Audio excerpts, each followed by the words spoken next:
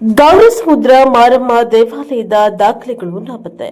ಪೂಜಾರಿ ಬಳಿ ದಾಖಲೆಗಳಿವೆ ಎನ್ನುವ video viral. ಭಕ್ತರಲ್ಲಿ ಅನುಮಾನ. ಬಯಲುಸೀಮೆಯ ಮಧ್ಯ ಕರ್ನಾಟಕದ ಮಧ್ಯಾಹ್ನ ಮಾರಮ್ಮ ಎಂದೇ ಖ್ಯಾತಿ ಪಡೆದ ಗೌರಿಸಮುದ್ರ ಮಾರಮ್ಮ ದೇವಾಲಯಕ್ಕೆ ಸಂಬಂಧಿಸಿದ ಮಹತ್ವದ ದಾಖಲೆಗಳು ನಾಪತ್ತೆಯಾಗಿರುವ ಪ್ರಕರಣ ಇದೀಗ ಹೊಸ ತಿರುವನ್ನ ಪಡೆದುಕೊಂಡಿದೆ.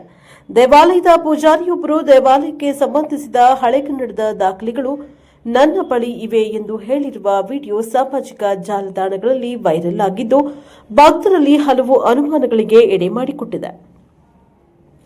ಗೌರಿಸಮುದ್ರ ಮಾರಮ್ಮ ದೇವಾಲಯದ ಪ್ರಕರಣದ ಕಡಿತ ಹಾಗೂ ಕರ್ನಾಟಕ ಉಚ್ಚ ನ್ಯಾಯಾಲಯಕ್ಕೆ ಸಂಬಂಧಿಸಿದ ಕಡತಗಳನ್ನು ನ್ಯಾಯಾಲಯದ ವಿಚಾರಣೆಗೆ ಹಾಜರುಪಡಿಸದೆ ಕರ್ತವ್ಯ ಲೋಪ ಎಸಗಿದ ಆರೋಪದಡಿ ಜಿಲ್ಲಾಧಿಕಾರಿಗಳ ಕಚೇರಿ ಮುಜರಾಯಿ ಶಾಖೆಯ ಧಾರ್ಮಿಕ ದತ್ತಿ ತಹಶೀಲ್ದಾರ್ ಬಿಎಸ್ ವೆಂಕಟೇಶ್ ಮತ್ತು ದ್ವಿತೀಯ ದರ್ಜೆ ಸಹಾಯಕ ವೀರಭದ್ರಪ್ಪ ವಿರುದ್ಧ ಸುಮಾರು 2 ವರ್ಷಗಳ ಹಿಂದೆ ಚಿತ್ರದುರ್ಗ ನಗರ ಪೊಲೀಸ್ ಠಾಣೆಯಲ್ಲಿ ಎಫ್ಐಆರ್ ದಾಖಲಾಗಿತ್ತು.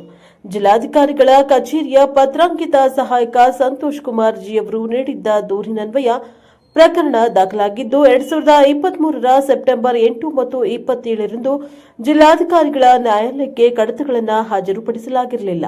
ಇದರಿಂದಾಗಿ ಸೆಪ್ಟೆಂಬರ್ 30ರಂದು ಜಿಲ್ಲಾಧಿಕಾರಿಗಳು ಕಾರಣ ಕೇಳಿ ನೋಟಿಸ್ ಜಾರಿ ಮಾಡಿದ್ರು.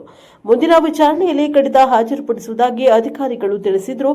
ಅಕ್ಟೋಬರ್ 11ರಂದು ನಿಗದಿಯಾದ ವಿಚಾರಣೆಯಲ್ಲಿಯೂ ಕಡಿತ ಸಲ್ಲಿಸಲಿಲ್ಲ. ನ್ಯಾಯಾಲಯದ ಮುಂದೆ ವಿಚಾರಣೆ ವೇಳೆ ಕಡಿತ ಕಾಣೆಯಾಗಿರುವುದಾಗಿ ಸಿಬ್ಬಂದಿ ತಿಳಿಸಿದ್ದು, ಇದನ್ನು ಗಂಭೀರ ನಿರ್ಲಕ್ಷ್ಯ ಹಾಗೂ ಬೇಜವಾಬ್ದಾರಿತನವೆಂದು ಪರಿಗಣಿಸಿ ಎಫ್ಐಆರ್ ದಾಖಲಿಸಲಾಗಿತ್ತು. ಈ ಪ್ರಕರಣದ ಹಿನ್ನೆಲೆಯಲ್ಲಿ ಇತ್ತೀಚೆಗೆ ದೇವಾಲಯದ ಪೂಜಾರಿ ಬಾಲಚಂದ್ರಪ್ಪ ಅವರು ದೇವಿಗೆ ಪೂಜೆ ಸಲ್ಲಿಸುವ ವೇಳೆ ಸಾಮಾಜಿಕ ಜಾಲತಾಣಕ್ಕೆ ನೀಡಿದ ಸಂದರ್ಶನದಲ್ಲಿ ದೇವಾಲಯಕ್ಕೆ ಸಂಬಂಧಿಸಿದ ದಾಖಲೆಗಳು ನನ್ನ ಬಳಿ ಇವೆ ಎಂದು ಹೇಳಿರುವ ವಿಡಿಯೋ ವೈರಲ್ ಆಗಿದೆ. ಇದರಿಂದ ದೇವಸ್ಥಾನದ ದಾಖಲೆಗಳು ನಿಜವಾಗಿಯೂ ಕಳೆದು ಹೋಗಿವೆಯೋ ಅಥವಾ ಪೂಜಾರಿಯ ಬಳಿಯೇ ಇರುವೆಯೋ ಎಂದು ಪ್ರಶ್ನೆ ಮೂಡಿದೆ. ವಿಡಿಯೋ ವೈರಲ್ ಆದ ತಕ್ಷಣ ಪೂಜಾರಿಯನ್ನ ವಶಕ್ಕೆ ಪಡೆದ ವಿಚಾರಣೆ ನಡೆಸಲಾಗಿದ್ದು, ದೇವಸ್ಥಾನಕ್ಕೆ ಸಂಬಂಧಿಸಿದ ದಾಖಲೆಗಳು ಪತ್ತೆಯಾಗುವ ಸಾಧ್ಯತೆ ಇದೆ ಎಂದು ಗುಸುಗುಸು ಮಾತುಗಳು ಕೇಳಿಬರುತ್ತಿವೆ. ದಾಖಲೆಗಳ ನಿಜಾಂಶ ತನಿಖೆಯಿಂದಲೇ ಬಯಲಾಗಬೇಕಿದೆ. Bureau report Harish, Prajapavan news, Nayakanahatti.